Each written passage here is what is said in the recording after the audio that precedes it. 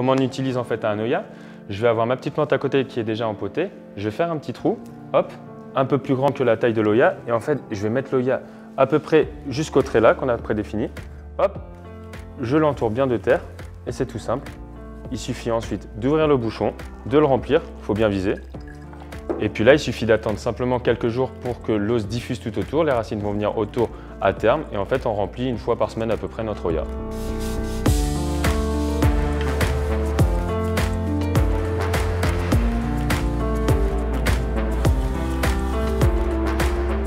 Les Oyas, c'est une technique d'irrigation qui date, on en trouve des traces il y a 4000 ans, donc que ce soit en Afrique, en Chine.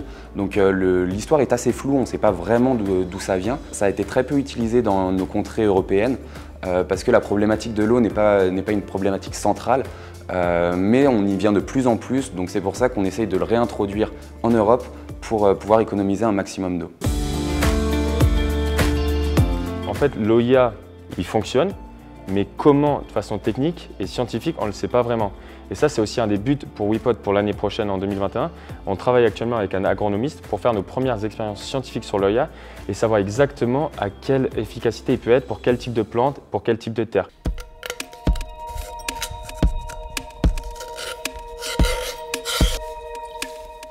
La terre qu'on utilise, c'est une terre à poterie. C'est une terre de basse température qu'on trouve dans nos régions. On la reçoit sous forme de poudre. Et on vient la mélanger avec de l'eau, ce qui nous permet de créer une crème en fait. Et ce qu'on va faire, c'est qu'on va travailler cette terre en remplissant des moules en plâtre. La particularité, c'est que le plâtre va pomper l'eau et en fait, ça va créer une épaisseur en partant du bord vers l'intérieur. Quand on a l'épaisseur souhaitée, on vide le surplus et on a la forme de l'Oya. Ça s'ouvre et on a l'Oya prête à être sortie du moule, à être démoulée. On vient délicatement attraper et voilà. Ce qu'on recherche chez WePod, c'est travailler avec la porosité de la céramique. Ce que je trouve intéressant, car en tant que céramiste, on cherche plutôt à enlever cette porosité en mettant de l'émail. Et là, on fait le travail inverse. L'intérêt de cette terre poreuse, c'est que quand on va remplir nos pièces d'eau, l'eau va passer au travers du tesson et en fait va transpirer sur l'extérieur de la pièce. On a envoyé en fait un appel d'offres à toute la céramique de Suisse. C'était pas forcément adéquat pour des céramistes professionnels qui sont souvent très artistiques, qui font pas de production industrielle.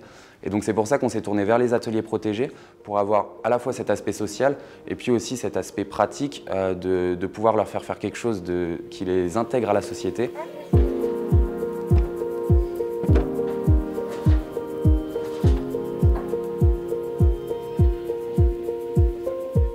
Ici, on est à la cordée, à l'atelier céramique. Du coup, on produit ce que vous voyez derrière, ces 3 types de lasses. Je suis venu ici comme céramiste.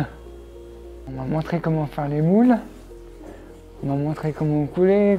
Au début, c'était un peu difficile. Mais je me suis habitué. Moi, ma tâche préférée, c'est monter le four et vider. J'aimerais bien essayer de faire un peu plus autonome. C'est mon rêve de faire. Certains moules, il a fallu que je les réadapte et je suis encore en train de les modifier pour que ça soit le plus facile possible pour eux, pour pouvoir ouvrir le moule, couler les pièces, qu'ils ne soient pas trop lourds non plus. Ou j'ai dû fabriquer un gabarit pour pouvoir sortir les bouchons sans les déformer. Coule les sodages, je mélange la terre et je casse la terre aussi. J'amuse bien.